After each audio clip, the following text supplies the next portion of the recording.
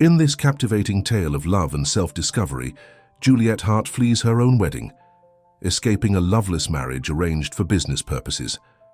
When she takes refuge in a stranger's barn, she never expects to find true connection with the mysterious ranch owner Silas Ward. Their unexpected bond grows as Juliet discovers what it means to be truly seen and valued for who she is. Join us on this journey of courage, healing, and finding home in the most unexpected places. Before we begin this story, comment below where you're watching from. The summer sun beat down on the country church where Juliet Hart stood in her designer wedding dress, her hands trembling as she held the bouquet of white roses. At 28 years old, she was about to marry Richard Blackwell, the man her parents had always wanted for her, wealthy, powerful, and from one of the most influential families in town. "Are you ready, sweetheart?" her father whispered, squeezing her arm a little too tightly.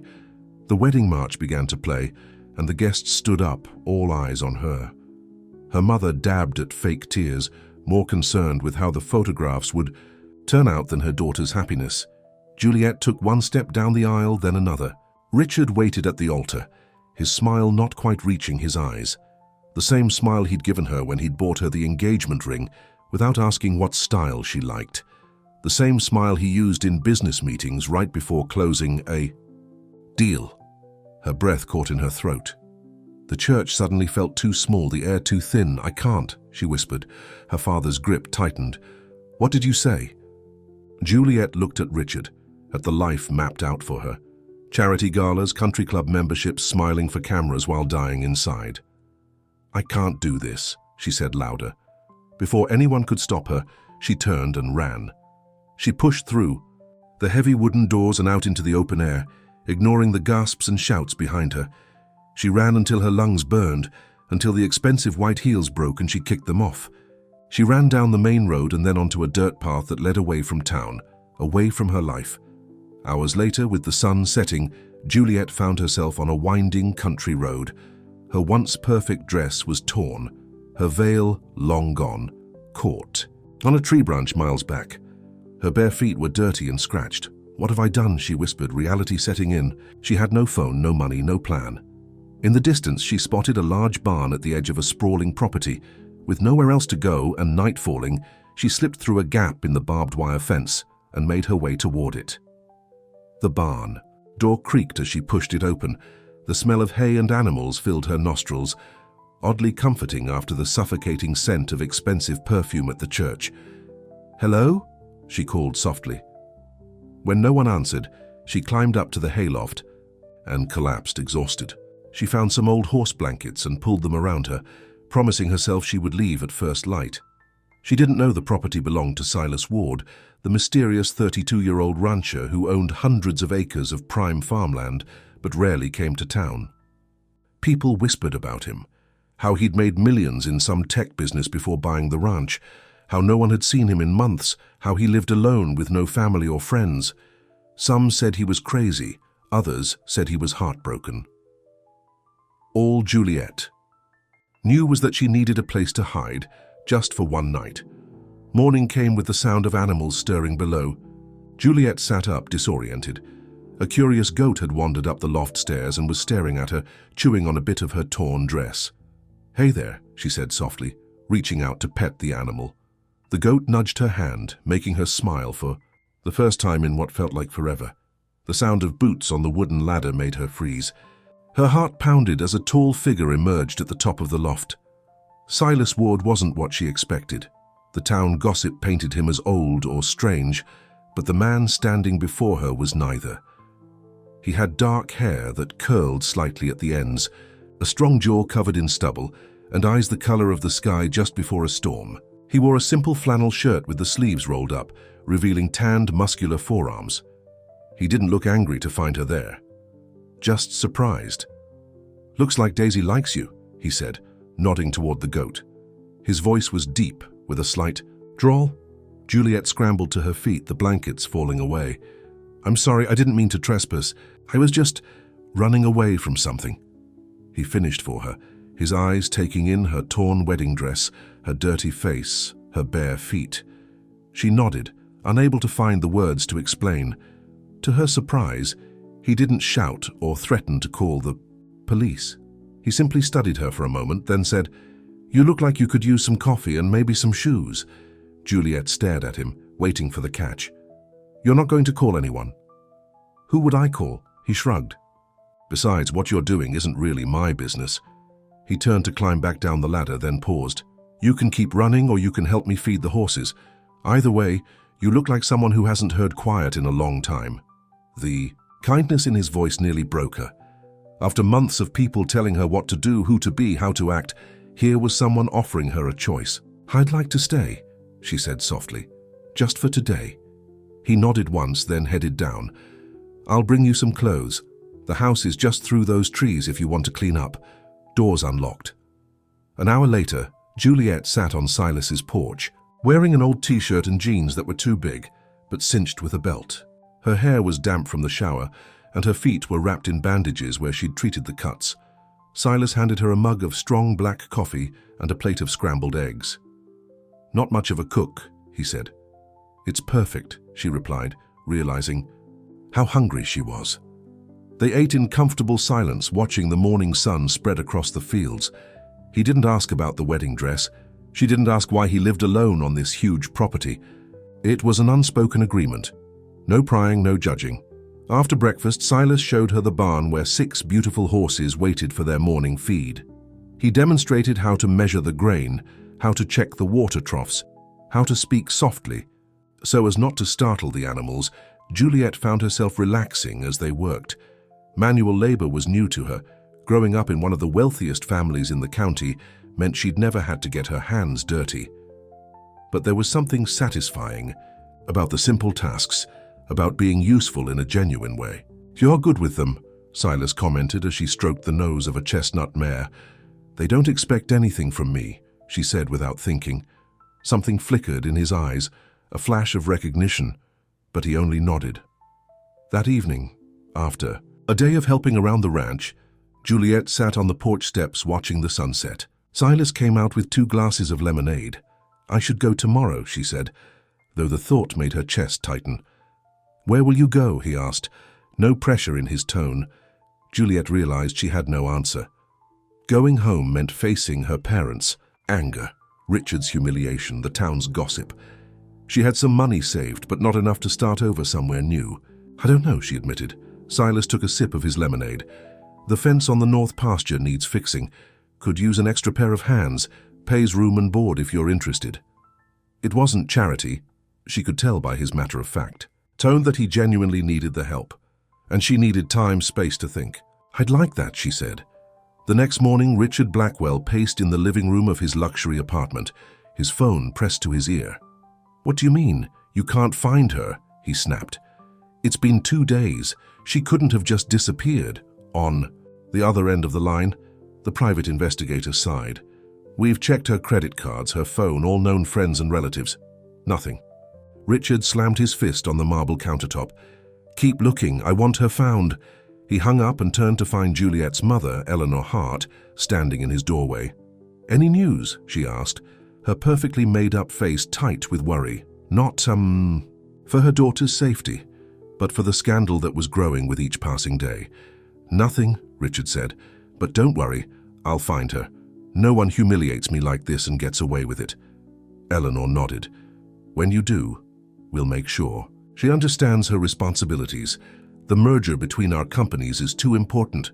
What neither of them knew was that Juliet was waking up to her 3rd morning on Silas Ward's ranch, feeling more at peace than she had in years. She and Silas fell into a comfortable routine. Mornings were for feeding the animals and mucking outstalls. Afternoons were spent repairing fences, checking on the cattle, or working in the small vegetable garden behind the house. They ate simple meals together, talking about safe topics, the animals, the weather, books they'd read. At night, Juliet slept in the guest room, listening to the sounds of the countryside so different from the city noises she was used to. Silas didn't talk much about himself, and she didn't push, but she noticed things, how he sometimes stood at the window staring at the horizon with a faraway look, how he kept the left side of the bed unused when he made it each morning, as if someone else should be there, how he avoided the small box of photos on the bookshelf. A week into her stay, They were in the barn when a sudden summer storm hit. They ran for the house, laughing as the rain soaked them. On the porch, Silas reached for her hand to help her, up the slippery steps. When their fingers touched, something electric passed between them. He held on a moment too long, then quickly let go. That night, Juliet lay awake, thinking about the warmth of his hand, the rare smile that had lit up his face as they ran through the rain. She was falling for him, she realized. This quiet, kind man who asked for nothing and gave without expectation. What she didn't know was that in town, the search for her was intensifying. Richard had hired more investigators, offered a reward for information. Her face was appearing on local news, the story of the runaway bride spreading, and she didn't know that Silas too had secrets, that the reason he kept to himself, the reason pain shadowed his eyes sometimes, was that he knew exactly what it felt like to be left at the altar. Because 3 years ago, the woman he'd loved, the woman he'd trusted with everything, had done to him what Juliet had done to Richard, and he'd vowed never to let anyone close enough to hurt him like that again. As the first rays of dawn filtered through the curtains, Juliet made a decision. She would tell Silas the truth today, about who she was running from, and maybe, if she was brave enough, about the feelings growing inside her. What she didn't realize was that their peaceful time together was about to be shattered. Because somewhere a video was being uploaded, a desperate plea from her worried fiancé, offering a substantial reward for information on his missing bride, and it was about to go viral. Morning sunlight streamed through the windows of Silas's farmhouse as Juliet flipped pancakes on the old cast-iron stove. 2 weeks had passed since she'd run from her wedding, and the simple routine of ranch life had become a comfort she never expected. "Something smells good," Silas said, coming in from the early chores. He hung his hat on the hook by the door, his hair slightly damp with sweat. "I found your grandmother's recipe card," Juliet replied, sliding a stack of pancakes onto a plate. "Thought I'd try my hand at it." They sat at the kitchen table, another comfortable silence between them. Juliet had learned that Silas wasn't a man of many words, but his actions spoke volumes. The way he'd left clothes folded outside her door that first day, how he taught her ranch skills without making her feel stupid, how he never pushed for information she wasn't ready to give. "These are good," he said after taking a bite. "Better than mine." Juliet smiled, pleased by the simple compliment. In her old life, nothing she did was ever good enough. Her mother criticized her clothes, her father her career choices, Richard her opinions. Here with Silas, she felt seen for who she really was. "I was thinking," Silas said, setting down his fork, "the cattle in the south pasture need checking. Might be nice to ride out there if you want to learn." Juliet's eyes widened. "On horseback? I've never ridden before." Daisy's gentle. "Good. For beginners." A hint of a smile played at his lips. "Unless you're scared." She raised an eyebrow at the challenge. "I'll try anything once." An hour later, she sat nervously atop the Palomino mare while Silas adjusted the stirrups. "Just relax," he said, his hand steady on her leg. "She can sense if you're nervous." Juliet took a deep breath, trying to ignore the warmth of his touch through the denim of her borrowed jeans. Silas mounted his own horse, a powerful black stallion named Thunder, with the ease of someone who'd been riding his whole life. "Follow my lead, nice and slow." They rode across the open fields, Juliet gradually relaxing as Daisy plodded faithfully behind Thunder. The vastness of the ranch stretched before them, rolling hills, patches of woodland, a stream glinting in the distance. "It's beautiful," she said, taking it all in. "How long have you had this place?" 3 years, Silas replied. "Bought it after I sold my tech company." It was the first personal detail he'd shared, and Juliet held on to it like a treasure. "You were in tech?" He nodded. "Started a security software company in college. Sold it when I was 29. And decided to become a rancher?" she asked, curious. His eyes clouded slightly. Needed a change, something real. He nudged Thunder forward, effectively ending the conversation. By midday, they'd reached a spot by the stream where tall trees provided shade. Silas helped her dismount, his hands steady on her waist as he lifted her down. For a moment they stood close, his hands lingering, her heart racing. Then he stepped back, clearing his throat. "We can rest here a while. Let the horses drink." They sat on a fallen log, sharing sandwiches and apples from Silas's saddlebag. The peaceful sounds of the water and birds filled the silence. "Why did you run?" Silas asked suddenly, his voice quiet. Juliet stiffened, then realized it was only fair. She'd been living in his home, eating his food, working alongside him. "I was supposed to marry a man named Richard," she began, watching the water flow over rocks. "The perfect match, according to my parents. His family's business, Blackwell Industries, would merge with my father's company. The perfect business arrangement, disguised as the perfect marriage." Silas listened without interrupting as she continued. "I thought I could do it, be the dutiful daughter, the perfect wife. But standing there in that church," she shook her head, "I realized I'd disappear if I said yes. There'd be nothing left of me." "So you ran," he said. Not a question, not a judgment. "So I ran," she echoed. "No plan, no destination, just away." Silas tossed a small stone into the stream, watching the ripples spread. "Brave thing to do. Or cowardly," she countered. "I didn't even tell him to his face, just left everyone wondering." Sometimes the bravest thing is to walk away from what's wrong. "For you," Silas said, his voice taking on a faraway quality, "even when everyone else thinks it's right." Juliet studied his profile, sensing he was speaking from experience. "Sounds like you know something about that." He met her eyes, and for a moment she thought he might open up to her. Then he stood, brushing off his jeans. "We should head back before it gets late." The ride back was quiet but not uncomfortable. As they approached the barn, the sun beginning to set, Juliet gathered her courage. "Silas," she said, pulling Daisy to a stop, "thank you, not just for today but for everything, for not asking questions, for giving me space to breathe." He looked at her, really looked at her, and something in his gaze made her heart skip. "Everyone deserves a chance to find their way, Juliet." It was the first time he'd said her name, and it sounded different on his lips, like something precious. That night, after dinner, they sat on the porch watching fireflies blink in the gathering darkness. Silas brought out 2 glasses of sweet tea, setting one beside her on the step. "Can I ask you something?" she ventured. He nodded, his profile illuminated by the soft light spilling from the kitchen window. "Why do you live out here all alone? With all your success, you could be anywhere, doing anything." Silas was quiet for so long that Juliet thought he wouldn't answer.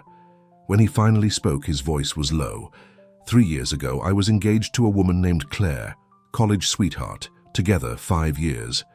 The day before our wedding, I found out she'd been seeing my business partner behind my back. He took a sip of his tea. They were planning to get married after she got her hands on my share of the company and the divorce they already knew would happen. Juliet's hand flew to her mouth. "Silas, I'm so sorry." He shrugged, but she could see the hurt still there in the set of his shoulders.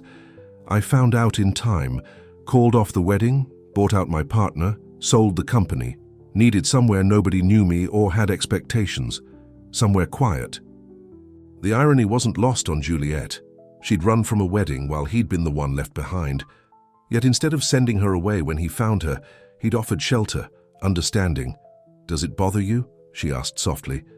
"That I did the same thing she was going to do. Left a man at the altar?" Silas turned to her, his eyes serious in the dim light. "Your reasons were different. You weren't trying to hurt anyone or take anything. You were saving yourself." The simple truth of his words washed over her.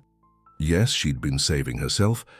They sat in companionable silence until the stars came out, neither feeling the need to fill the quiet with words. Meanwhile, in the city, Richard Blackwell stood in his office, staring at the monitors where his PR team had set up a command center for what they were calling Operation Find Juliet. "The video has over 1 million views," his assistant reported. "Local stations have picked it up and we've got it running on social media with the hashtag #DreFindJuliet." In the video, Richard looked appropriately concerned, his voice catching, as he spoke directly to the camera. "Juliet, if you're watching this, please come home. Whatever made you run, we can work through it together. I just want to know you're safe." What the video didn't show was Richard slamming the door afterward, demanding results. His reputation was on the line. He'd been humiliated, and Richard Blackwell didn't tolerate humiliation. "Any leads?" he asked sharply. "A few calls, nothing solid," the assistant replied. "But the reward money is generating interest. Someone will talk eventually." Eleanor Hart swept into the office, her designer heels clicking on the marble floor. "This is a disaster," she announced. "The merger talks are stalling. Robert Blackwell wants assurances that his son isn't being played for a fool." Richard's jaw tightened. "I'll find her, and when I do, she'll understand exactly what's at stake." Eleanor nodded, her calculating gaze matching his. Neither of them mentioned concern for Juliet's well-being.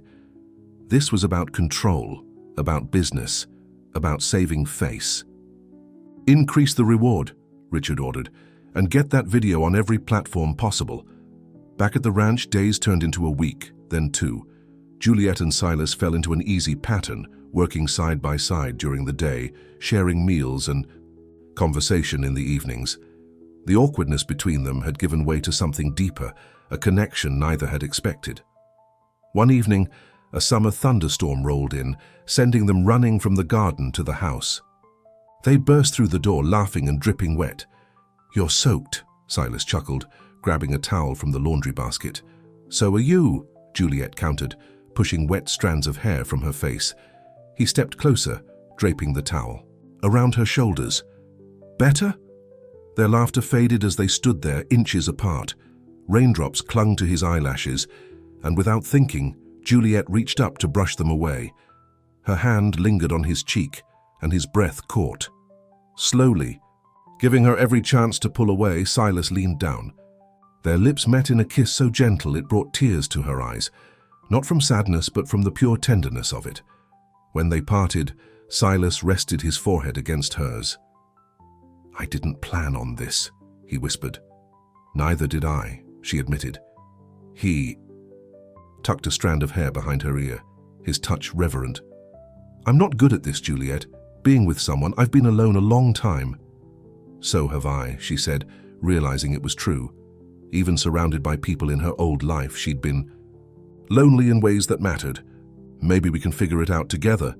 That night they sat by the fireplace as the storm raged outside, talking late into the night, really talking, sharing hopes and fears, stories of their childhoods, dreams they'd set aside.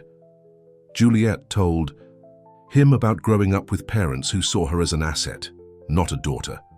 About studying art in college until her father insisted on a business degree instead.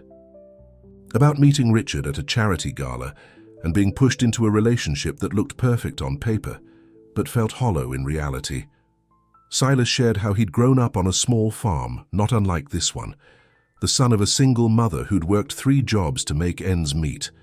How he'd taught himself coding, earned a scholarship, built his company from nothing. How he'd trusted Claire with everything, only to discover it had all been a calculated move on her part.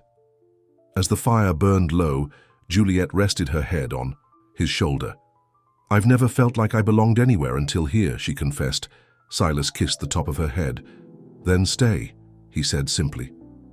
The next morning, Juliet woke with a lightness in her heart she'd never known. She dressed quickly, eager to see Silas to start this new chapter. But when she entered the kitchen, she found him standing rigidly by the counter, his laptop open, his expression dark. "Silas? What's wrong?" Without a word, he turned the screen toward her. There, filling the page, was her face, a professional photo from her engagement announcement. Above it, bold text proclaimed, "Runaway bride vanishes, reward offered." The video began to play automatically, Richard looking into the camera with practiced concern, speaking about his worry, his love, his desire to bring her home safely. "He's looking for you," Silas said, his voice flat. "They all are." Juliet felt the floor shift beneath her feet. "Silas, I can explain." "Juliet Hart," he read from the screen. "Daughter of Joseph Hart, CEO of Hart Enterprises, fiancé of Richard Blackwell of Blackwell Industries." His eyes met hers, cold now. "You didn't tell me who you really were." "I told you what mattered," she insisted. "The money, the companies. That's not me, Silas. That's what I was running from. You're all over the news, he continued, as if she hadn't spoken. There's a $50,000 reward for information on your whereabouts. The implications hit her. Anyone could see this. Anyone could recognize her. The peaceful bubble they'd created was about to burst. I'll leave, she said, her voice small. I never meant to bring trouble to your door. Something flickered in his eyes. Pain, confusion. But when he spoke, his voice was distant. You have a whole world out there waiting to drag you back. And I've already learned what it's like to be someone's escape, not their choice. That's not fair, Juliet protested, reaching for him. Last night, what we shared, he stepped back from her touch. Last night I didn't know you were Juliet Hart, with a family fortune and a fiancé offering rewards to find you. You should have told me the whole truth. I told you the truth, that mattered, she repeated, tears welling in her eyes. The rest is just names and numbers. But she could see him withdrawing, the walls coming up around his heart again. She recognized the pattern. He'd been hurt before, and now history seemed to be repeating itself. Another woman with secrets, another reason not to trust. I'll pack my things, she said finally, when it became clear he wasn't going to respond. Silas nodded once, jaw tight. I'll drive you to the bus station in town. You should probably disguise yourself somehow. The practicality of his words hurt more than anger would have. He was already distancing himself, making her a problem to solve rather than a person to love. In her room, Juliet let the tears fall as she gathered her few belongings, mostly clothes he'd given her, a book she'd been reading, a sketch she'd made of the sunset from the porch, everything that had started to feel like home. She found a pair of scissors in the bathroom drawer and, with hands that trembled slightly, cut her long brown hair to shoulder length. She'd seen a baseball cap in the mudroom. With that and the haircut, maybe she could avoid recognition long enough to figure out her next move. Before she left, she slipped her wedding ring, the one she'd kept in her pocket since that day, into the small wooden box where Silas kept old photographs. She'd seen him look at them sometimes, though he always closed the box quickly when he noticed her watching. Beside the ring, she left a note. I never wanted to run from something. I just didn't know I'd find something worth running to. Outside, Silas waited by his truck, eyes hidden behind sunglasses despite the cloudy day. The drive to town was silent, the air between them heavy with unspoken words. At the bus station, he handed her an envelope. It's not much, but it should get you wherever you're going. Juliet shook her head, pushing it back toward him. I can't take your money. Just take it, he said, his voice gruff. Consider it payment for the work you did around the ranch. Pride made her want to refuse, but practicality won out. She had nothing, no phone, no credit cards, no ID. Thank you, she said, taking the envelope. For everything. He nodded once, still not meeting her eyes. Where will you go? Not back to them, she said firmly. Maybe my aunt in Colorado. She never approved of Richard anyway. Silas looked like he wanted to say something more, but just then, the bus pulled into the station, headed west. Away from everything. That's my ride, Juliet said softly. Take care of yourself, Silas replied, the words inadequate for everything. Between them, she boarded the bus without looking back, choosing a seat by the window. As the bus pulled away, she allowed herself one glance at the man standing alone in the parking lot, his shoulders rigid, his face unreadable. The man who had shown her what home could feel like and then sent her away. What she couldn't see was how Silas watched the bus until it disappeared from sight, how he sat in his truck afterward, head in his hands, how he drove back to a ranch that suddenly felt too quiet, too empty, and how, when he finally returned to the house, he went straight to the wooden box, opening it to find her ring and note, and beneath them a photograph he kept hidden from the world, a photograph of his mother standing proudly in front of a farmhouse, the same farmhouse that stood on the property neighboring his ranch, the same farmhouse where, according to the deed, Martha Wilson had lived until her death 3 years ago. Martha Wilson, whose maiden name had been Martha Hart, Juliet's grandmother. Grey clouds hung low in the sky as the bus carried Juliet farther from the ranch, farther from Silas.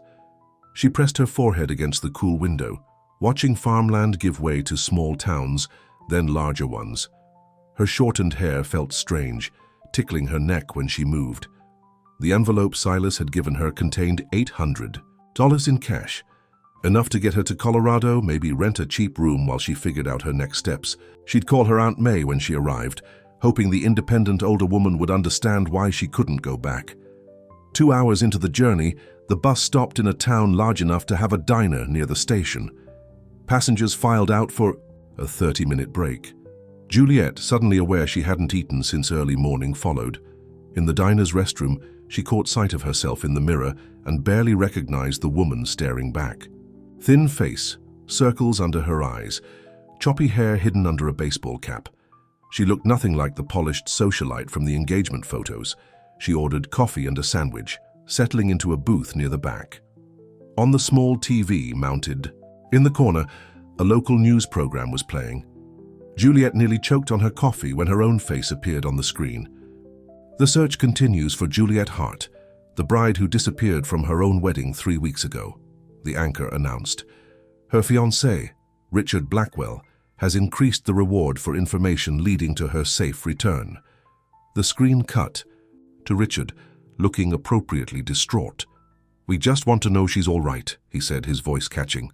"Juliet, if you're watching, please come home. Whatever happened, we can work it out." Juliet sank lower in her seat, pulling the cap down. Her parents appeared next, her mother dabbing at dry eyes with a handkerchief. "We're worried sick," Joseph Hart declared. "This isn't like our daughter. We fear she may be unwell or under someone's influence." The implication was clear. They were suggesting she'd been taken, manipulated, rather than admit she'd left of her own free will. A waitress stopped by the table. "Awful story, isn't it?" she commented, nodding toward the TV. "Rich girl like to that running off. Must be nice to have people caring that much, offering all that money to find you," Juliet murmured agreement, keeping her head down. She paid quickly and hurried back to the bus, heart pounding. How far would Richard go to find her? How long before someone recognized her, despite the haircut and simple clothes? The bus rumbled on toward the state line. Juliet clutched her bag, wondering if she'd made a mistake leaving the safety of Silas's ranch. But the memory of his cold eyes that morning, the wall he'd put up between them, told her she'd had no choice. Back at the ranch, Silas stood in the hayloft where he'd first found Juliet sleeping. The goat, Daisy, butted her head against his leg as if asking where the nice lady had gone. "She's gone, girl," he said quietly, scratching behind the animal's ears. In his pocket was the photograph from the wooden box, his mother standing with her arm around another woman. Martha Wilson and her sister, Grace Hart. The picture had been taken 20 years ago, before the sisters had a falling out over the family property. Martha had chosen to stay and run the farm, while Grace had married into money and moved to the city. They'd barely spoken since, even after Grace had a daughter, Juliet. Silas had bought this land after his mother died, never knowing the neighboring property had once belonged to Juliet's grandmother. It couldn't be coincidence that Juliet had found her way here, to the very place her family had roots. He closed his eyes, remembering the hurt in her eyes when he'd sent her away. He'd panicked when he saw that video, the reward, the wealthy family searching for her. It had brought back memories of Claire, who'd only wanted his money, his success. But Juliet wasn't Claire. She'd run away from wealth and privilege, not toward it. She'd worked beside him in the barn, eaten simple food at his table, never complained about the hard work or basic accommodations. And last night, the way she'd looked at him, touched him, kissed him, that had been real. He'd been a fool. Silas hurried down the ladder and across the yard to the house. He had to find her, tell her he was sorry, that he understood now. But when he reached for the phone, he hesitated. What if she didn't want to be found? What if calling attention to her whereabouts put her at risk? The TV in the corner caught his attention. The news was showing Juliet's face again, along with Richard Blackwell's plea for information. Something about the man's expression made Silas uneasy. There was calculation behind the concern, a coldness in his eyes. "This isn't about love," Silas muttered. "This is about control." He grabbed his keys and headed for the door. He'd start at the bus station, see if anyone remembered which bus she'd taken. He had to find her before Richard did. Meanwhile, Juliet had fallen into an uneasy sleep on the bus when a sharp jolt woke her. The bus had pulled over to the side of the highway, and the driver was announcing they had engine trouble. "Folks, looks like we're going to be here a while," he called out. "I've called for assistance, but it could be a few hours." Passengers groaned, gathering their belongings. Some walked up to the road where there was a gas station with a small convenience store. Juliet followed, needing to stretch her legs. Inside, at the store, she bought a bottle of water and a magazine to pass the time. As she paid, the cashier studied her face a little too long. "Do I know you from somewhere?" he asked, squinting. Juliet's heart raced. "I don't think so, just passing through." "You look familiar." He shrugged, handing her the change. "Must be thinking of someone else." Juliet hurried outside, anxiety building. It was only a matter of time before someone recognized her. She needed to change her appearance more drastically, maybe dye her hair, get different clothes. As she stood trying to decide what to do, a silver SUV pulled into the parking lot. Juliet froze when the driver stepped out.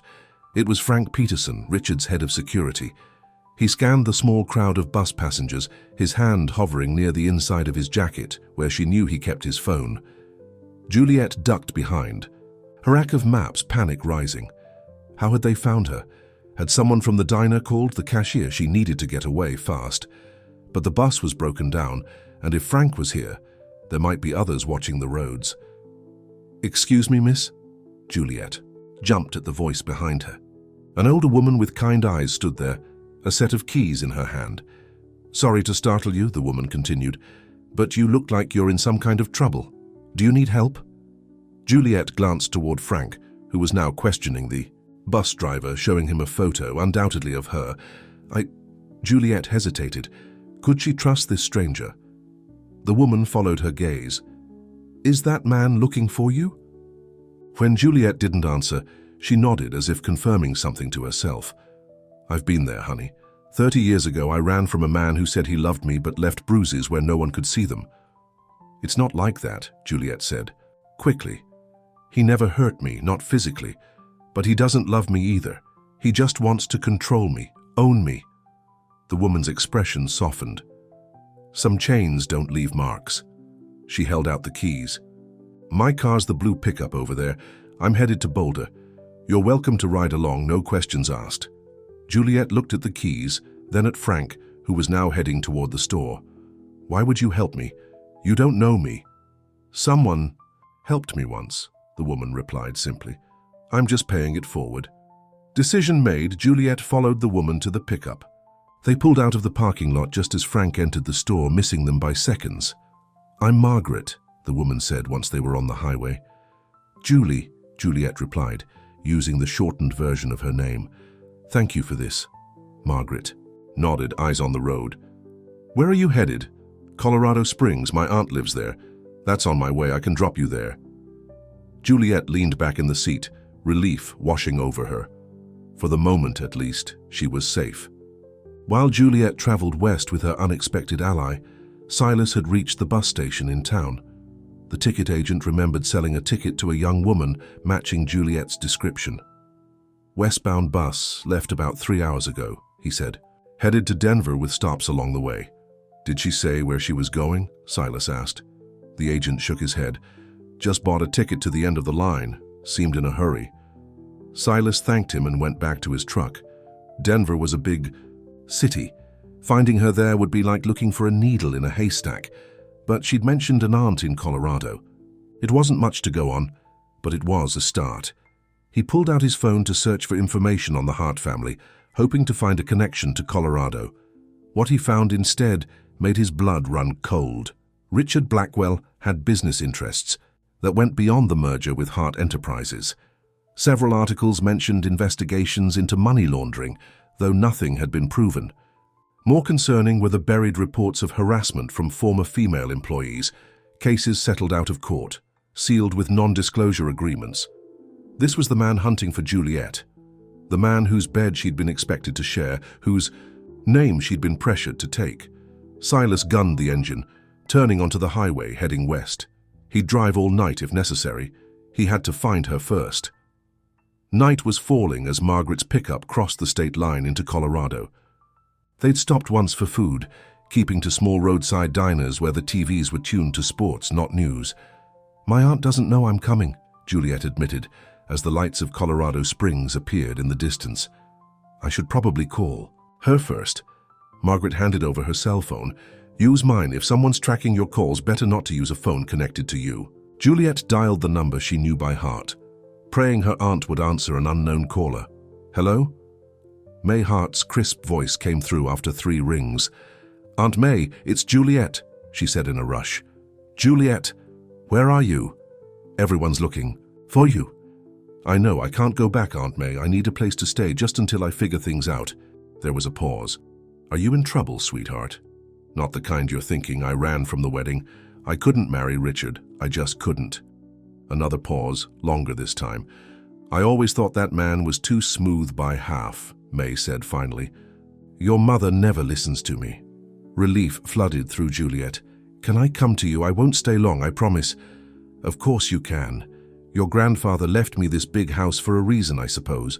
When will you get here?" "Tonight, if that's..." "All right. I'm near Colorado Springs now." May gave her the address, making her repeat it to be sure she had it right. "Come straight here, don't stop anywhere. And Juliet, I'm proud of you for following your heart even when it was hard." Tears pricked Juliet's eyes at the simple acceptance. "Thank you, Aunt May."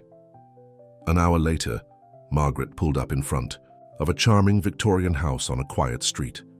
"This is it," she said, checking the address Juliet had written down. "I don't know how to thank you," Juliet said, gathering her small bag. Margaret smiled. "Live your life on your terms. That's thanks enough." They hugged goodbye, and Juliet walked up the path to the front door.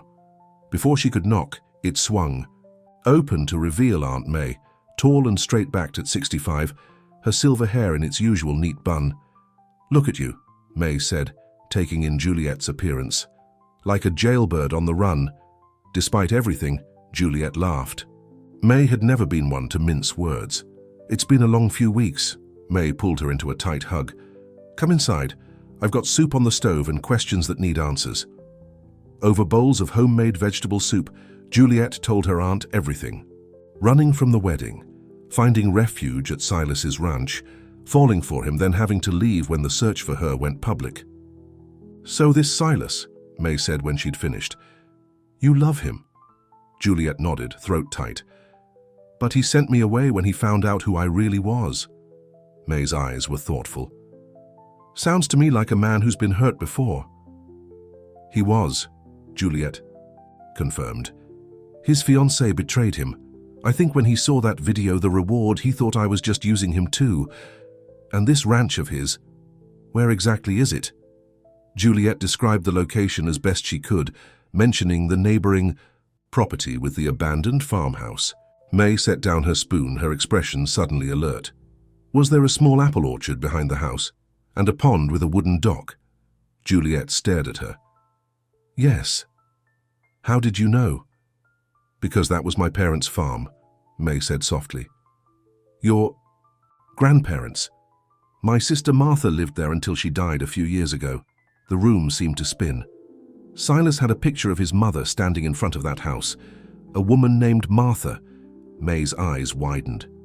"Martha Wilson? That was my sister. We had a falling out years ago over the farm. She wanted to keep it, I wanted to sell." She shook her head.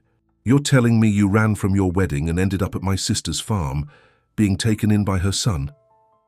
"I had no idea," Juliet whispered. "The day I left, I found an old photograph in Silas's room, his mother with another woman." "That would be me," May said, her voice thick with emotion. "Martha and I may have fought, but we were still sisters. I never even knew she had a son." The coincidence was too great. Something had guided Juliet to that specific barn, that specific farm. "I have to go back," she said suddenly. "I have to tell Silas." May shook her head. "Not tonight. Richard has people looking everywhere. Get some rest and tomorrow we'll figure out how to reach him safely." Juliet agreed reluctantly, exhaustion winning out. May showed her to a guest room where she fell into a deep sleep almost instantly. She didn't know that at that very moment, Richard Blackwell was sitting in his office, staring at a report from his security team. "We lost her at the gas station," Frank was saying, "but the facial recognition software picked her up on a traffic camera heading west on I-70. We're narrowing down possible destinations." Richard tapped his fingers on the desk. "What about property? Records, family connections in that area." "Working on it, sir. There's an aunt, May Hart, lives in Colorado Springs." A cold smile spread across Richard's face. "That's where she's going. Have a team ready by morning. This time, don't lose her." He didn't care that she'd run. He didn't care that she didn't love him. The merger with Hart Enterprises was too important. The money at stake too significant. Juliet was a commodity to be acquired, nothing more. At dawn the next morning, Silas pulled into a gas station just outside Denver. He'd driven through the night, stopping only for coffee and fuel. His eyes were gritty with fatigue, but determination kept him going. He needed to find Hart family connections in Colorado, but wasn't sure where to start. As he paid for gas, his gaze fell on a local newspaper. The front page showed Richard Blackwell's face alongside Juliet's. "Runaway bride search intensifies," the headline proclaimed. Silas bought the paper, reading quickly as he walked back to his truck. The article mentioned family connections in Colorado as a possible destination for Juliet. It wasn't much, but it confirmed his hunch. He searched online for Hart family, Colorado, and found several mentions of May Hart, a retired professor living in Colorado Springs. The address wasn't listed, but her faculty profile mentioned she'd grown up on a farm in the same county as his ranch. It had to be her, Juliet's aunt, his mother's sister. The connection he hadn't known existed until now. Silas put the truck in gear, heading for Colorado Springs. He only hoped he could reach Juliet before Richard did. At May's house, Juliet woke to sunlight streaming through lace curtains. For a moment she was disoriented, then remembered where she was. Safe for now with her aunt, she found May in the kitchen, already dressed and making breakfast. "I thought we'd go to the police today," May said, setting a plate of eggs and toast in front of her. "Tell them you left of your own free will, that you're not missing or in danger. Stop this manhunt nonsense." Juliet nodded. It made sense. The simplest way to end the search was to show she was fine. "After that," May continued, "we can figure out how to contact this nephew of mine I never knew I had." They were finishing breakfast when the doorbell rang. May went to answer it, returning moments later with a strange expression. "There's a young man at the door," she said slowly. "Says his name is Silas Ward. Says he's looking for you." Juliet's heart seemed to stop, then race ahead. "Silas is here." She rushed to the front door where Silas stood on the porch, his hair disheveled, dark circles under his eyes, looking like he hadn't slept in days. "Juliet," he breathed, relief washing over his face. "How did you find me?" she asked, hardly daring to believe he was real. "I had to," he said simply. "I was wrong to send you away. I panicked when I saw that video, thought maybe you were like Claire," she finished for him. "I'm not. I never was." He took a step toward her. "I know that now. And I found the photograph, realized who you were, who my mother was to your family." He glanced at May, who was watching with undisguised interest. "You must be my aunt." May's eyes, so like his own, crinkled at the corners. "Appears so. Come inside, nephew, we have a lot to talk about." In the living room, Silas explained how he'd driven all night to find Juliet, how he'd discovered Richard's unsavory business dealings, the harassment allegations. "He's dangerous," Silas insisted, "and he's looking for you. His security team was asking questions at the bus station right after you left." Juliet's hand flew to her mouth. "They almost caught up with me at a gas station yesterday. If it hadn't been for a kind stranger..." May's expression hardened. "So much for going to the police. If Richard has the kind of connections I think he does, they might just hand you right back to him." "Come back to the ranch with me," Silas said, taking Juliet's hands in his. "It's remote, safe. We can figure this out together." The tenderness in his voice made tears spring to Juliet's eyes. "You mean that?" "I've never meant anything more," he said softly. "I love you, Juliet. I think I have since I found you sleeping in my hayloft with my goat." She laughed through her tears. I love you too, even when you were being stubborn and pushing me away. May cleared her throat. This is all very touching, but we need to move quickly. Richard's men could be on their way here now. As if summoned by her words, the sound of car doors slamming came from outside. May peered through the curtains. 2 black SUVs, she reported grimly. Men in suits, one of them matches your description of Frank. Silas's expression darkened. Is there a back way out? May nodded. Through the kitchen, across the garden. My car's in the garage. She grabbed her purse. I'm coming with you. That farm should have been half mine anyway. There was no time to argue. They slipped out the back door just as knocking started at the front. Across the garden, through a gate in the fence, into May's garage where her sensible sedan waited. I'll drive, May declared. I know back roads they won't. As they pulled out of the garage onto a side street, Juliet saw Frank and another man entering May's house through the front door. They'd escaped just in time. May drove skillfully, taking them through residential areas, onto country roads, avoiding the main highways where they might be spotted. We'll head north, then cut across to the ranch, she said. It'll take longer, but they'll be watching the direct routes. In the back seat, Silas held Juliet's hand tightly. I'm sorry, he said quietly, for doubting you, for sending you away. She squeezed his hand. You came for me, that's what matters. As they drove across state lines, headed back toward the place that had become a sanctuary for both of them, Juliet felt hope rising. They had a long way to go, challenges to face, a powerful man to evade, but they would face it together. And somehow that made all the difference. What they didn't know was that Richard had installed a tracking device on May's car months ago, when he'd first started dating Juliet. He'd done it to many of her family members' vehicles, part of his controlling nature. And even now, as they drove toward what they thought was safety, a blinking dot on a screen in Richard's office showed exactly where they were headed. Got them, Richard said coldly to Frank over the phone. They're going back to the ranch. Meet me at the airfield. We'll be there before them.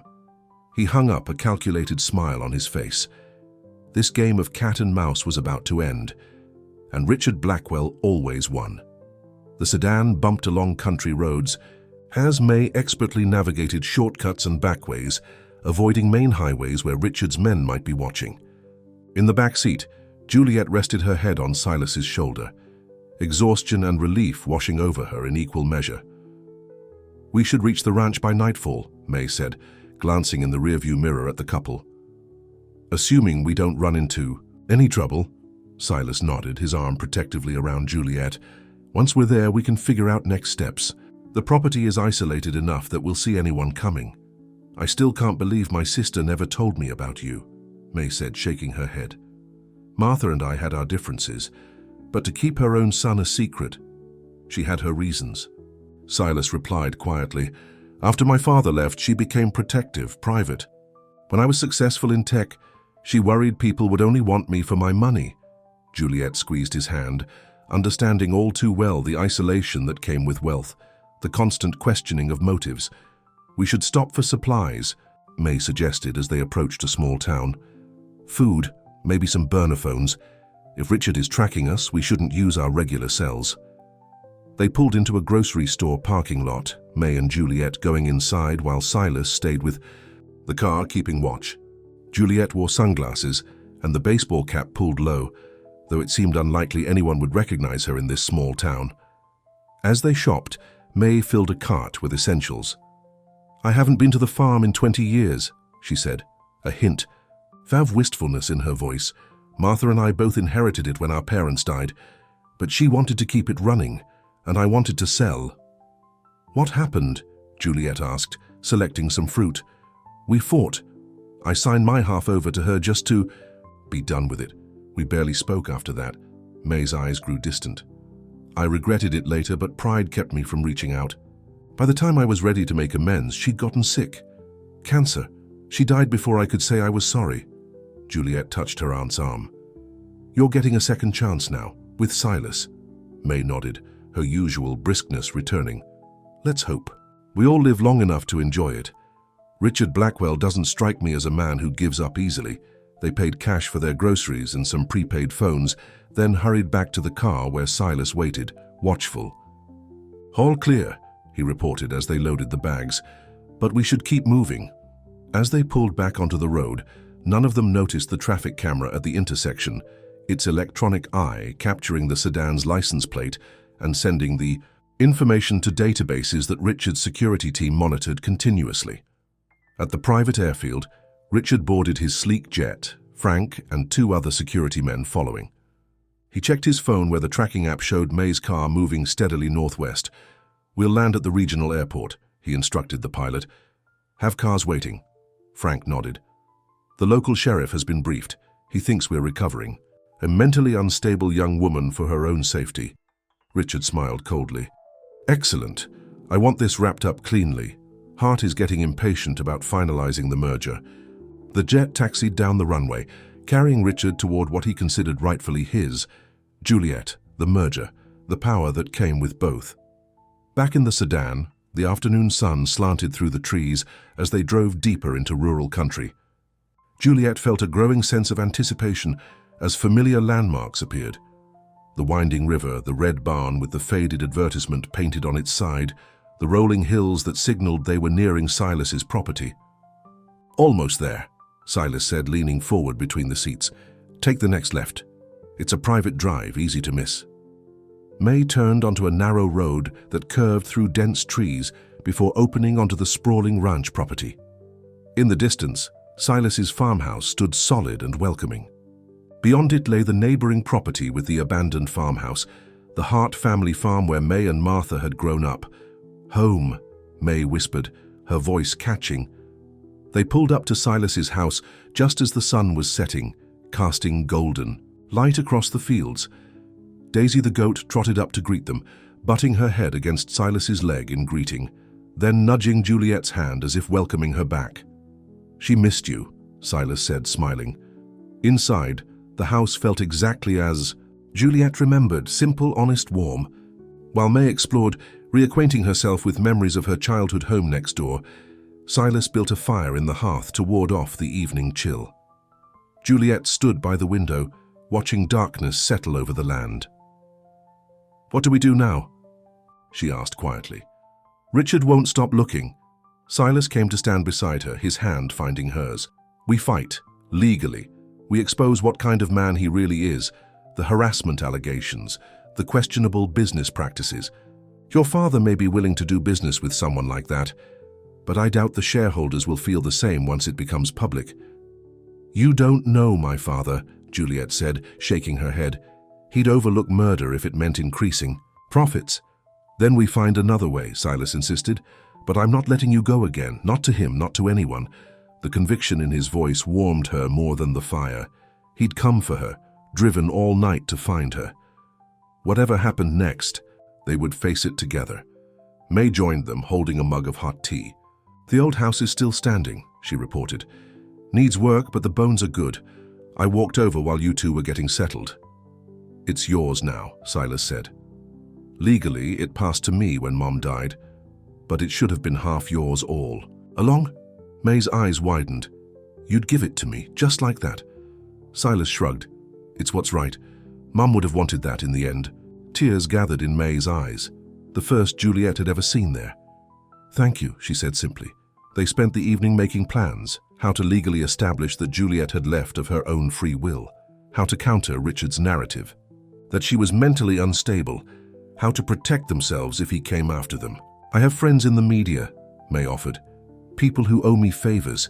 We could get your side of the story out there, make it harder for Richard to twist the narrative.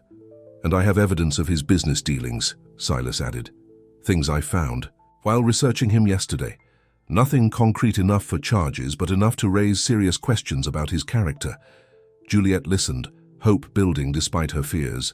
For the first time since running from the church, she felt like she might actually escape Richard's reach, might actually build a life of her own choosing. Later, when May had gone to bed in the guest room, Juliet and Silas sat on the porch, steps looking up at stars scattered like diamonds across the velvet sky. "I'm sorry I doubted you," Silas said, his voice low. "When I saw that video, the reward, I panicked. I thought—" "I know what you thought," Juliet interrupted gently. "And I understand. Claire hurt you badly. It makes sense that you'd be wary. It's no excuse. I should have trusted what I knew about you, what I felt for you.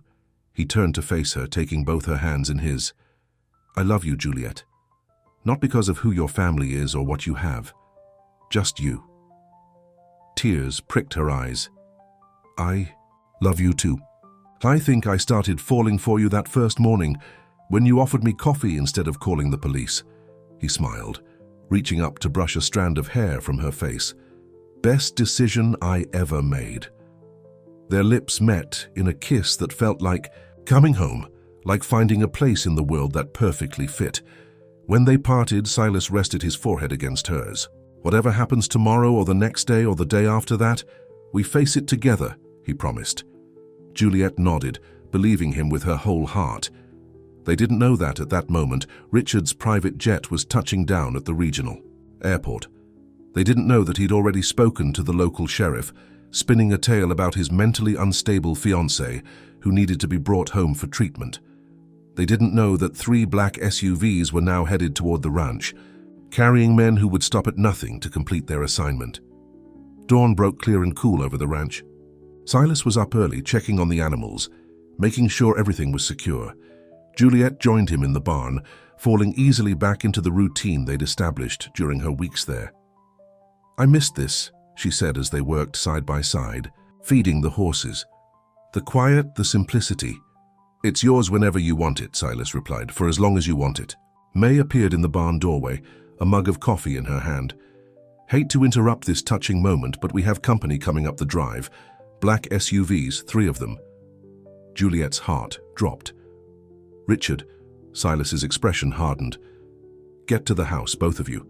I'll handle this. We're not leaving you to face him alone, Juliet insisted. We stand together, remember? After a moment, Silas nodded. Together. They walked out to the front of the house as the vehicles pulled up in a cloud of dust. Richard stepped out, of the first one, immaculately dressed in a tailored suit despite the early hour. Frank and 2 other security men flanked him. From the 3rd SUV emerged Sheriff Davis, a stocky man with a weathered face and mistrustful eyes. Juliet, Richard called, his voice carrying the practiced concern he'd perfected for the cameras. Thank God we found you. Everyone's been so worried. She stood her ground, Silas and May beside her. I left of my own free will, Richard. I'm not coming back. Richard's eyes hardened for a split second before the mask of concern slipped back into place. You're not well, sweetheart. Your parents and I just want to get you the help you need. Sheriff Davis stepped forward. Ma'am, I understand you've been through a trauma. Why don't you come with us and we can sort this all out? The only trauma I've experienced was being forced into an engagement with a man I don't love, Juliet replied firmly. I'm a grown woman, making my own choice to be here. Richard's mask slipped again, annoyance flashing across his features. This isn't about what you want. It's about what's best for you, for our families, for the company. And there it is, May cut in, her voice sharp. The truth. This isn't about love or concern. It's about business. Richard glared at her. Stay out of this, May. It doesn't concern you. My niece concerns me, May shot back. And I've never liked the way you treat her, like a possession instead of a person. Sheriff Davis looked uncomfortable. Mr. Blackwell, you said the young lady was mentally unstable. She ran from her own wedding, Richard snapped. She's clearly not in her right mind. Or maybe she finally came to her senses, Silas said, his voice steady. Did you tell the sheriff about the harassment complaints from your female employees, Richard? The ones you paid to keep quiet? Richard's face flushed with anger. That's a lie. Is it? I have copies of the settlement documents. Very interesting reading. Silas's bluff was convincing, even though he only had snippets of information from news articles. Should I share them with the sheriff, with the media? The sheriff looked between the 2 men, uncertainty clear on his face. What's going on here, Blackwell? You said this was a simple case of bringing home a confused young woman. It is, Richard insisted, but his composure was cracking. He turned to Juliet, his voice low and menacing. You have no idea what you're doing. Your father will cut you off without a cent. You'll have nothing. Juliet lifted her chin. I'll have myself, and that's enough. Frank stepped forward, hand moving inside his jacket. Sir, we should go. This isn't working. Richard ignored him. his focus entirely on Juliet. "I've invested too much in this to walk away. The merger depends on our marriage. Your father promised." "I'm not a business asset," Juliet said, her voice steady despite the fear churning inside her. "And I'm not coming with you," Richard's face contorted with rage. "You think I care what you want? You're coming home now." He lunged forward, grabbing her arm. Silas moved instantly, shoving himself between them. "Take your hands off her." The sheriff reached for his weapon. "Everyone calm down." What happened next seemed to unfold in slow motion. Frank pulled something from his jacket. Not a gun as Juliet had feared, but a phone. He pressed a button, and suddenly the air was filled with Juliet's voice. "I can't marry him," her recorded voice said clearly. "He doesn't love me, and I don't love him. This whole engagement is just a business arrangement." Richard smiled triumphantly. "I had the dressing room bugged on our wedding day. I knew you were having doubts, I just didn't think you'd actually run." The sheriff looked confused. "So she's not mentally unstable? She just didn't want to marry you?" "The point is," Richard said impatiently, "she has obligations, responsibilities to her family. The Hart-Blackwell merger depends on this marriage." "Sheriff." Davis holstered his weapon, looking disgusted. "You drove 2 hours out here and dragged me along because a woman broke up with you. That's not a police matter, son." "But she's missing," Richard protested. "Her parents are worried." "I'm right here," Juliet pointed out, "and I'm an adult. I can choose where I live and who I marry." The sheriff turned to her. "Ma'am, are you here of your own free will?" "Absolutely," she confirmed. "And do you want to go with this man?" "No." "Never." Sheriff Davis nodded, turning back to Richard. "Then we're done here. Mr. Blackwell, I suggest you return to the city." Frank stepped closer to Richard, speaking urgently. "Sir, we need to go now. This isn't the way." For a moment, it seemed Richard might ignore him, might push the confrontation further. Then, abruptly, his demeanor changed. The mask of civility slipped back into place. "Very well," he said smoothly. "I apologize for the confusion, Sheriff. Clearly, I misunderstood the situation." The sudden shift made Juliet uneasy. Richard never gave up this easily. "Juliet," he continued, his voice deceptively gentle, "I hope you'll reconsider. Your parents miss you, the company needs you. Call me when you're ready to come home." Without waiting for a response, he turned and walked back to the SUV, Frank following closely. The sheriff lingered. "You folks all right?" he asked, studying them. "We're fine," Silas assured him. "Thank you for your help." Sheriff Davis nodded. "I don't know what's really going on here, but that man doesn't strike me as the type to give up easy. Be careful." As the vehicles pulled away, May let out a long breath. "That was too easy." Juliet nodded, still shaking slightly from the confrontation. "Richard never backs down like that. He's planning something else." Silas put his arm around her shoulders. "Whatever it is, we'll be ready. But for now, let's just be grateful for the reprieve." They spent the day securing the property, checking door locks, making sure the barn was secure, setting up motion-activated lights around the perimeter. May called her media contacts, arranging for an interview where Juliet could tell her side of the story. "We'll do it tomorrow," May decided. "Get ahead of whatever Richard is planning." That evening, as they sat in the kitchen sharing a simple dinner, Juliet felt a strange mix of emotions: relief that Richard had left, fear of what might come next, but most of all, a deep sense of rightness about being there with Silas and May, the family she'd never known she had. "I've been thinking," Silas said as they cleared the dishes, "about what happens after all this is resolved." "And," Juliet prompted when he paused. "And I'm hoping you'll stay," he said simply. "Not as someone running from something, but as someone who's chosen to be here, with me." Juliet's heart swelled. "I'd like that more than anything." May cleared her throat. "If you two are going to get sappy, I'll just take my tea to the porch." They laughed, the tension of the day breaking. Later, after May had gone to bed, Silas and Juliet stood on the porch, his arms around her as they gazed up at the stars. "No matter what Richard tries next," Silas said softly, "we'll face it together." Juliet leaned back against him, feeling truly safe for the first time in her life. Together, she agreed, but Richard's next move had already begun. In his hotel suite in the nearby town, he sat with Frank reviewing documents. The property records are clear, Frank reported. The ranch belongs to Silas Ward, but the neighboring property, the old farmhouse, technically belongs to him too. And what about the zoning? Richard asked, a calculating gleam in his eye. Agricultural, but there's a clause about mineral rights. If valuable resources are found, the land can be reclassified. Richard smiled coldly. Start the paperwork. If I can't have Juliet, I'll take what matters to them instead. By the time we're done, that whole valley will be an open pit mine, and their precious ranch will be worthless. Frank hesitated. Sir, this seems extreme. Do it, Richard snapped. No one humiliates me and walks away unscathed. Morning brought a sense of cautious optimism to the ranch. May's media contact, a reporter from a major network, was due to arrive by noon. Juliet rehearsed what she would say, determined to tell her story clearly and honestly. Just speak from the heart, Silas advised, squeezing her hand encouragingly. People will see the truth. The interview went better than they could have hoped. The reporter, a woman named Diane, who had been one of May's students years ago, was sympathetic and thorough. She asked about the pressures Juliet had faced, the business arrangement disguised as a marriage, Richard's controlling behavior. So this was never about love? Diane asked. Her microphone pointed toward Juliet. Not for my parents or for Richard, Juliet confirmed. It was about the merger between Hart Enterprises and Blackwell Industries. I was just the contract being signed. And now, what do you want for your future?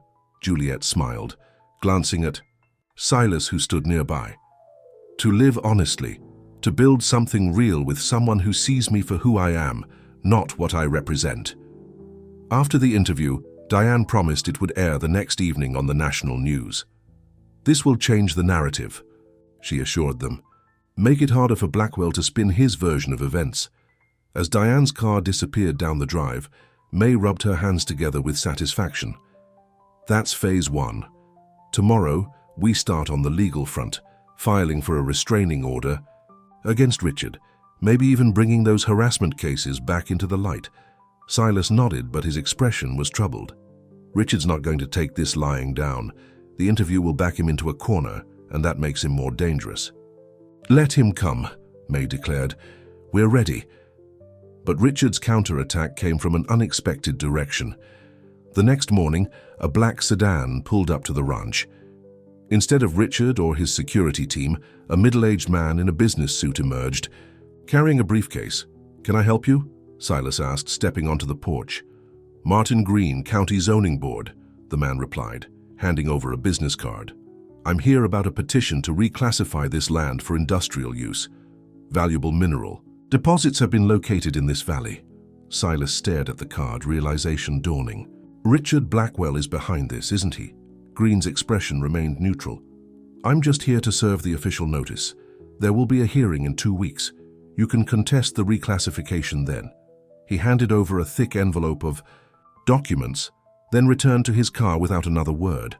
Inside the house, Silas spread the papers on the kitchen table, his face grim. Richard's playing hardball. He's trying to turn this whole area into a mining operation. May scanned the documents, her lips pressed into a thin line. He can't do this. This land has been agricultural for generations. He's using a loophole, Silas explained. If valuable minerals are found, the land can be reclassified, and according to these surveys, there's a significant copper deposit running right under both our properties. Juliet felt sick. This is my fault. He's doing this because of me. No, Silas said firmly.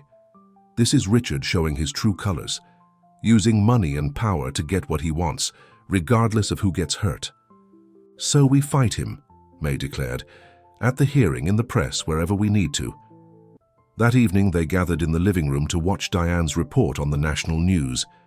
Juliet's story led the broadcast, the runaway bride speaking, out for the first time, exposing the truth behind her flight from the altar. The segment was powerful. Diane had interwoven Juliet's interview with background on Hart Enterprises and Blackwell Industries, highlighting the business merger that had been the real motivation behind the marriage. As the report ended, Juliet's phone rang. A number. She recognized all too well. It's my father, she said, staring at the screen. You don't have to answer, Silas reminded her, but Juliet shook her head. I'm done running. She accepted the call, putting it on speaker. Hello, Father. Joseph Hart's voice filled the room, cold and controlled. I just watched your little performance on the news, very dramatic, very public. It wasn't a performance, it was the truth. The truth, he scoffed. The truth is that you've jeopardized a multi-million-dollar merger because you suddenly developed a conscience. The truth is that you've embarrassed your family, damaged our reputation. I'm not responsible for your business deals, Juliet replied, her voice steady. And I won't be used as a bargaining chip. No. His tone shifted, becoming silky. Then perhaps you'd prefer I cut you off completely. No access to family funds, no inheritance, nothing. Juliet laughed, surprising herself. Do you really think? That scares me. I've been living on a ranch for weeks, Father, working with my hands, eating food we grew ourselves. I don't need your money. There was a long pause. When Joseph spoke again, his voice had lost some of its certainty. What do you want, Juliet? To be left alone. To live my life on my terms. Tell Richard to drop this mining scheme. Another pause. Richard doesn't consult me on his business ventures, but you can influence him. The merger is still valuable to you, with or without my marriage. Make him back off, or I'll make sure the press knows exactly how Hart Enterprises does business. The threat hung in the air. Finally, Joseph sighed. I'll see what I can do, but don't expect your mother or me at Christmas. I wasn't, Juliet assured him. Goodbye, Father. She ended the call, looking up to find Silas and May watching her with undisguised admiration. Well done, May said, giving her a rare smile. Will he help? Silas asked. Juliet considered. Maybe. The merger matters more to him than punishing me. But Richard is unpredictable. The next 2 weeks were tense as they prepared for the zoning hearing. They gathered historical documentation about the land, environmental, impact reports, testimonials from neighboring farmers about the importance of preserving agricultural use. The interview continued to generate coverage, public opinion shifting in Juliet's favor as people responded to her sincerity, her courage in standing up to powerful men who tried to control her life.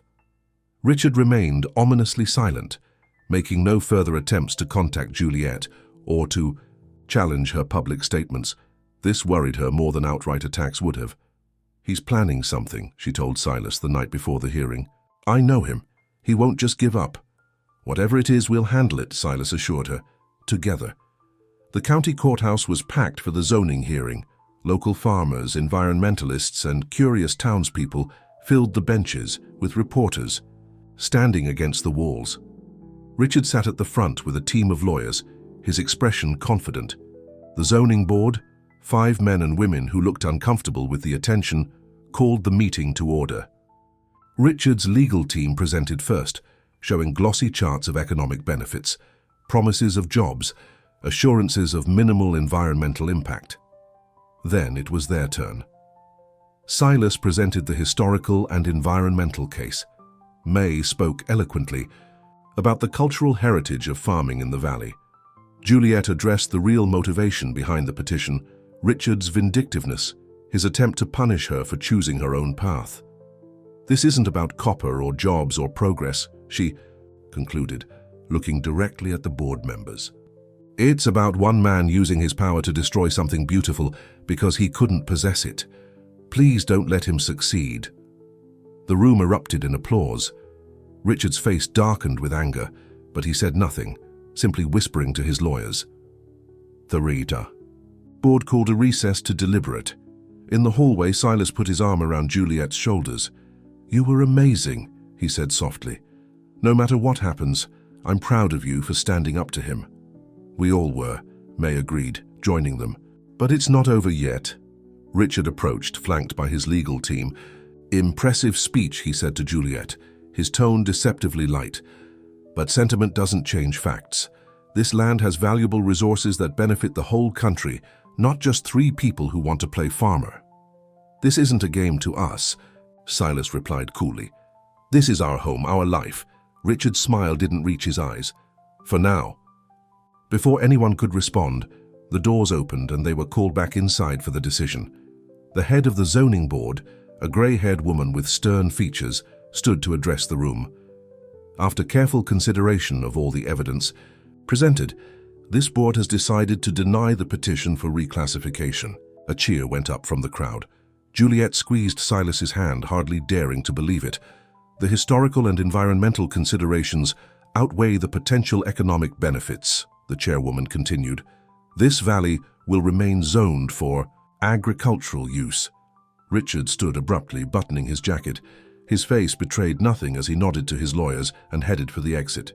Juliet, Silas, and May were surrounded by well-wishers, congratulating them on the victory. By the time they made it outside, Richard was gone. "Is it really over?" Juliet asked as they drove back to the ranch, the setting sun painting the sky in shades of pink and gold. "I think so," Silas replied. "Richard's pride is hurt, but he's a businessman at heart. He knows when to cut his losses." May snorted from the back seat. "Men like that don't change, but they do move on to easier targets." At the ranch, they celebrated with a simple dinner on the porch, watching stars appear one by one in the darkening sky. The weight of the past weeks seemed to lift, leaving room for hope, for planning a future. "I've been thinking," May said, setting down her glass. "That old farmhouse needs a lot of work, but it's got good bones. I might fix it up, spend summers there, be close to my newfound nephew." Silas smiled. "I'd like that, and I'm sure the horses would appreciate another human to spoil them." "What about you?" May asked, turning to Juliet. "Now that Richard's backed off, you could go anywhere, do anything." Juliet looked at Silas, her heart full. "I'm exactly where I want to be." He reached for her hand, bringing it to his lips. "Good, because I was hoping you might consider making it permanent." From his pocket, he pulled a small, worn box.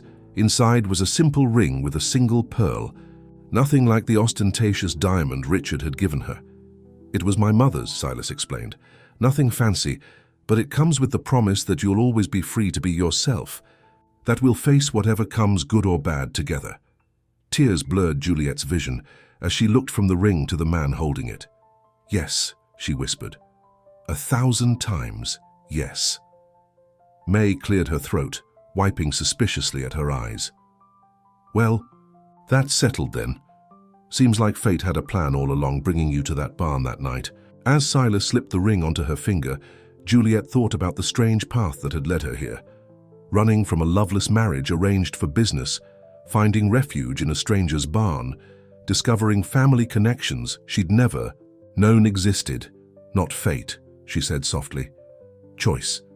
The choice to run from something wrong, the choice to stay with something right." Silas kissed her, sealing the promise between them. On the porch of the farmhouse, under stars that had witnessed generations of loves and losses, new beginnings and peaceful endings, Juliet Hart found what she'd been running toward all along. Home. Not a place, but a feeling. The feeling of being truly seen, truly known, truly loved, and in the end that was worth running for.